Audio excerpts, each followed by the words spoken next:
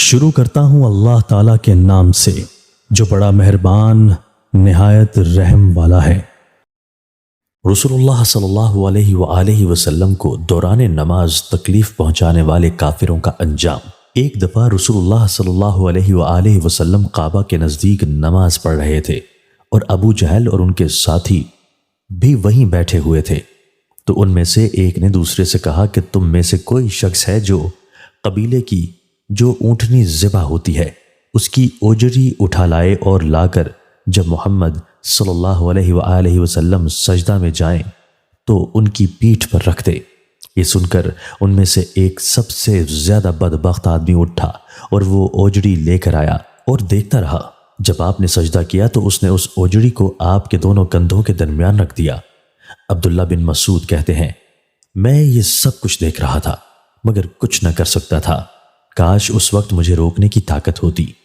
عبداللہ کہتے ہیں کہ وہ ہنسنے لگے اور ہنسی کے مارے لوٹ پوٹ ہونے لگے، اور رسول اللہ صلی اللہ علیہ وآلہ وسلم سجدہ میں تھے، بوجھ کی وجہ سے اپنا سر نہیں اٹھا سکتے تھے، یہاں تک کہ فاطمہ رضی اللہ تعالی عنہا آئیں اور وہ بوجھ آپ کی پیٹھ سے اتار کر پھینکا۔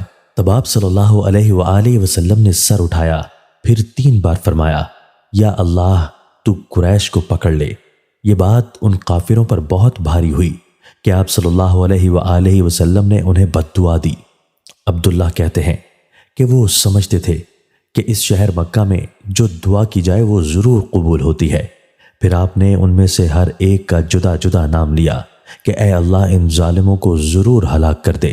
ابو جہل، عتبہ بن ربیعہ، شیبہ بن ربیعہ، ولید بن عتبہ، امیہ بن خلف اور عقبہ بن ابی معیط کو 7ویں آدمی کا نام بھی لیا مگر مجھے یاد نہیں رہا۔ اس ذات کی قسم جس کے قبضے میں میری جان ہے کہ جن لوگوں کے بد دعا کرتے وقت آپ صلی اللہ علیہ وآلہ وسلم نے نام لیے تھے، میں نے ان کی لاشوں کو بدر کے کنویں میں پڑا ہوا دیکھا۔